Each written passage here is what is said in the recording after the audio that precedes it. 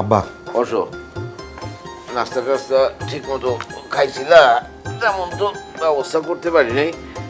আর ওই লবণ মনে একটু বেশি দিয়ে দিছিল করে, বৌমা লবণ কম খায়। আমি বলছি যে দুপুরের রান্নার ক্ষেত্রে বন্দোবস্ত যা আছে একেবারে বৌমার পছন্দ মতো রান্না যেন হয়। আরে আব্বা নাস্তা ঠিক মতো করছি, তোমার এত করে বলছি আমরা আসলে এত আয়োজন করো না, তুমি কখনোই কথা শোনো না। আরে আয়োজন কি এমনি এমনি করি? তোমার মা উপর থেকে দেখতেছে না যে আমি তোমাদের জন্য কি করতেছি না করতেছি? যদি ঠিক মতো না করি তাহলে তার কাছে আমার জবাব দিয়ে দিতে হবে না? মা মরছে 10 বছর হয়ে গেছে, তুমি এখনো সেই ফ্যান্টাসিতে আছো। আব্বা একটা ঝামেলা হয়ে গেছে। কি ঝামেলা? ওই ইমার্জেন্সি আমার একবার ঢাকায় যেতে হবে, একটা ফাইল, এটা জরুরি ফাইল।